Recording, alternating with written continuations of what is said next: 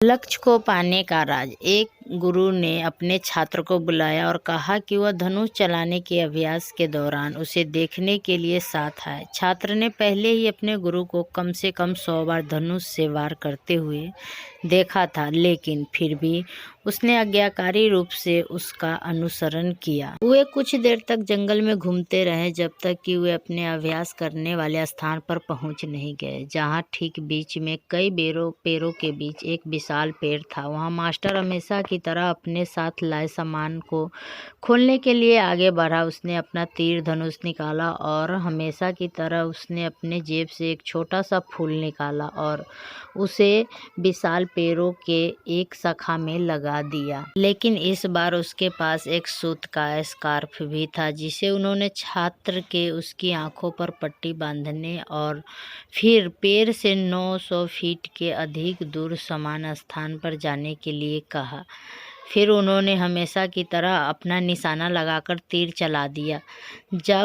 अब जाओ, जाकर देखो कि फूल को भेद पाया या नहीं। वापस आकर कहना, मुझे बताना, गुरु शिष्य से बोला।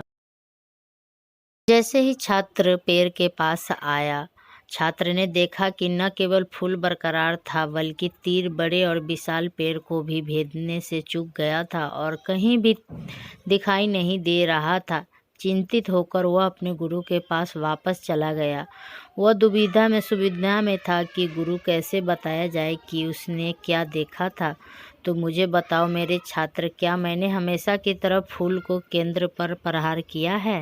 गुरु ने अपने चेहरे पर मुस्कान के साथ पूछा। छात्र इस समय वास्तव में असमंजस महसूस कर रहा था। गुरु, अपने फूल को नहीं भेद, यहाँ तक कि पेड़ को भी नहीं। मुझे वह तीर नहीं मिला। शायद आप काफ़ी अंतर से चूक गए होंगे, उसने जवाब दिया, क्योंकि वह कभी भी अपने गुरु से झूठ नहीं बोलता था। यह सब सुनने के बाद भी गुरु के चेहरे की अभिव्यक्ति थोड़ी सी भी नहीं बदली थी और वह अभी भी शांति से मुस्कुरा रहे थे। लेकिन गुरुजी, मेरी समझ में नहीं आया, उस छात्र ने कहा। मुझे लगा कि आप मुझे यह सिखाना चाहते हैं कि एकाग्रता और विचार की शक्ति से तीर अपने लक्ष्य को कैसे भेद लेगा।